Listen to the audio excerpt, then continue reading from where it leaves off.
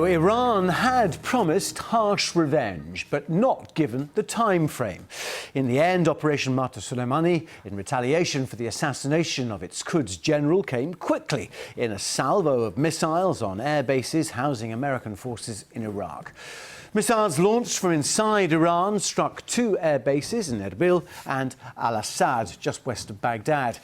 Iran says 80 American terrorists were killed. But President Trump tweeted that all was well and said casualties and damage were being assessed. He'll make a statement at the White House later. But does this draw a line under hostilities going forward? Our Middle East editor Jeremy Bowen is in Baghdad. Iran had been threatening severe retaliation, and the missiles were fired just after midnight. The Iranians seem to be trying to calibrate their response to satisfy fury at home and not to provoke President Trump into a particularly destructive military retaliation. The Iranian Foreign Minister, Javad Zarif, said in a tweet, that's the battleground for this diplomacy at the moment, that Iran's actions were rooted in international law, in Article 51 of the UN Charter, which deals with a state's right to self-defense. He seemed in that tweet to be trying to draw a line under retaliation. But then quite a different message came from Ayatollah Khamenei, Iran's supreme leader. He was speaking in Qom, a holy city in Iran, and he seemed to suggest that the night's attacks were not enough. Revenge, that's something else. What happened last night was just a slap in the face. That's something else. The Ayatollah said the corrupting presence of the United States had to be removed from the region. The crowd chanted, "God is greatest," and "Death to America." Even if this is the beginning of the end of the crisis caused by the assassination, the long-term conflict between Iran and the US continues to edge towards war, and that process won't stop without some kind of diplomacy leading to a political deal. There seemed to be one back in 2015 when they signed the Iran nuclear agreement, but President Trump pulled out of that a couple of years ago, and since then this crisis has grown and grown. There remains a really serious danger of war.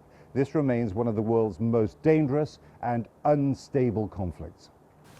Jeremy Bowen, our Middle East editor, speaking to us from Baghdad. Well, in the past few hours, Iran's supreme leader, Ayatollah Ali Khamenei, has demanded, as we heard, the United States leave the Middle East. He had this to say about the attack itself.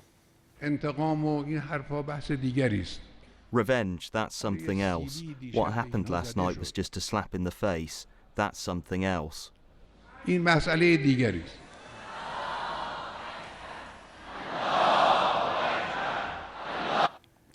Ayatollah Ali Khamenei. Let's speak to our security correspondent, Frank Gardner. As Jeremy was saying, Frank, I mean, slightly different messages coming from the Supreme Leader and from Iran's Foreign Minister. What are you reading to that?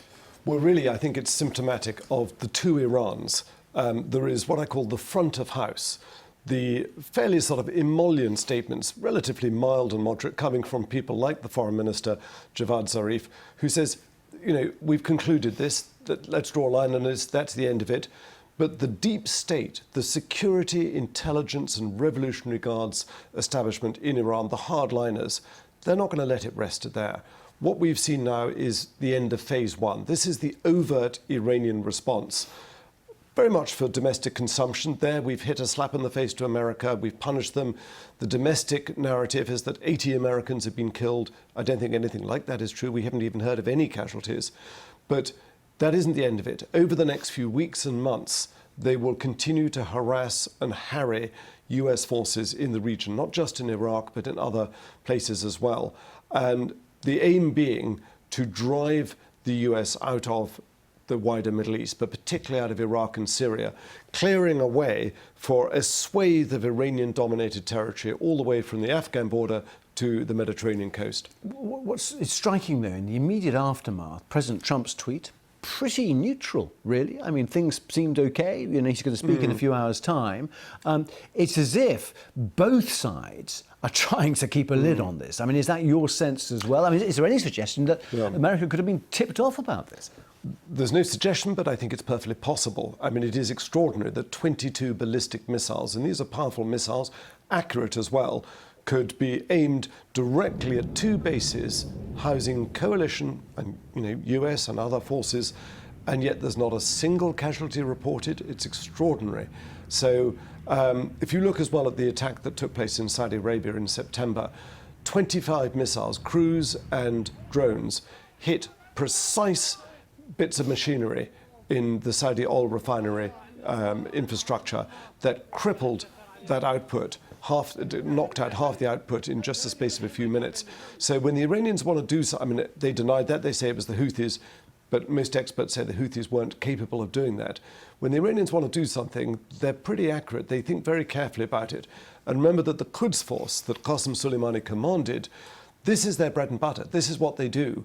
They are expert at covert operations and military operations, very carefully planned, often deniable, what's called black ops. What should we read into the fact also that the hardliners of the Revolutionary Guard have admitted being behind this? Because that is new, isn't it? Because normally this has all been played out in some sort of shadowy proxy fight.